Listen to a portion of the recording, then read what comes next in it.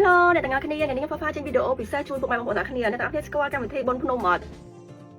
សិនជាអត់ទាន់ដឹងថាបុណ្យភ្នំនឹងជាអីហើយជាកម្មវិធីអីទេទាំងអស់គ្នានឹងគឺខ្ញុំចង់ចេញវីដេអូនេះប្រាប់ទាំងអស់គ្នាដើម្បីឲ្យទាំងអស់គ្នាបានទៅចូលរួមសប្បាយកំសាន្តទីព្រឹត្តិការណ៍ដ៏អស្ចារ្យនៃកម្មវិធីបុណ្យភ្នំអូខេនោះគឺជាមហាព្រឹត្តិការណ៍មហោស្រពទេសចរដែលគេនឹងរៀបចំឡើងនៅថ្ងៃទី15 16ខែកុម្ភៈឆ្នាំ2025នេះហើយគឺធ្វើនៅឧទ្យានជាតិគិរីរម្យហើយនឹងធ្វើឡើងចាប់ពីម៉ោង 9 ព្រឹករហូតដល់ម៉ោង 2 ភ្លឺអញ្ចឹងអ្នកទាំងអស់គ្នាអាចចូលទៅកំសាន្តសប្បាយចន្លោះម៉ោងប៉ុណ្ណឹងគឺគេមានកម្មវិធីសប្បាយជាច្រើនអ្នកទាំងអស់គ្នាអាចចូលរួមទស្សនាបានដោយសេរីហើយសំខាន់គឺមានច្រើនមែនតើខ្ញុំប្រាប់ detail ទៀតនៅក្នុងវីដេអូខ្ញុំនឹងមានកម្មវិធីខ្លះៗខ្ញុំ skip យូរអីឲ្យទាំងអស់គ្នាបានឃើញអញ្ចឹងណាចង់បណ្ដឹងថាអ្នកដែលគាត់នៅ single អី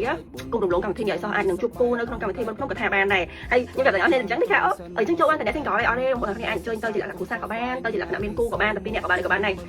ទៅលេងសប្បាយជុំគ្នាទៅពីព្រោះនឹងមានមហាព្រឹត្តិការណ៍ច្រើនដែលឲ្យទាំងអស់គ្នាសប្បាយចិត្តហើយកំសាន្តទស្សនាមើល free អត់មានអស់លុយបងប្អូនអ្នកគ្នាអស់លុយតែយើងយកលុយទៅទិញរបស់ញ៉ាំខ្លួនឯងហើយនឹងស្នាក់នៅទីទូអីចឹងទៅយើងអាចបោះតង់បោះអីរួមគ្នាអីចឹងហ្នឹងណាគឺមានការដាក់ស្តង់លក់ហូបរាប់ពាន់មុខទៀតអញ្ចឹងទាំងអស់គ្នាអាចជួយទៅ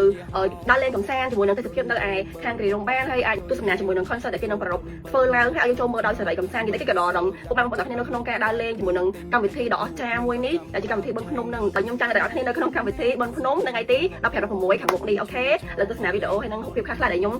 យកមកដើម្បីឲ្យអ្នកគ្នាបានមើល detail ខ្លះៗអូខេកុំភ្លេចទៅអ្នកគ្នាណាអរគុណជម្រាបលាបាយបាយគិរីរម្យបុណ្យនំដោយទេសចរទឹកជ្រោះទឹកធ្លាក់លើថ្មធម្មជាតិនិងទេសភាពដ៏ល្អទើបមានបុណ្យភ្នំបង្គំឲ្យបងប្អូនសាទរមានតែកាសមានអស់បង្កាត់ភ្លើងស្រោមីត្រកកាពះទៅផ្ទះដៃអបបំភ្នំយំនេះមានសិល្បៈដាក់អន្តរសនាសបាយ happy បើយើងនៅកន្លោះកម្មវិធីសម្បូរនារីគិរីរម្យបោះជំរុំជុំមិនគង់បៀជាបង្កើតភាពចិនស្និនដើរជុលក្រុមតាំងមិនថាឆ្ងាយឬក៏ចិនបង្កើតភាពស្និនស្នាមបង្កើតមិត្តភាពពើននដាគ្រីពឹងនេះបង្កើតបានទៅជាបុណ្យភ្នំតែសប្បាយនៅពេលល្ងាចយើងឆ្លៀនពេលមកជួបជុំទេសចរធម្មជាតិល្អគឺភ្នំគិរីរម្យខ្លាំងទ្វាក៏សប្បាយព្រមមានជាយ៉ាងស្វាគមន៍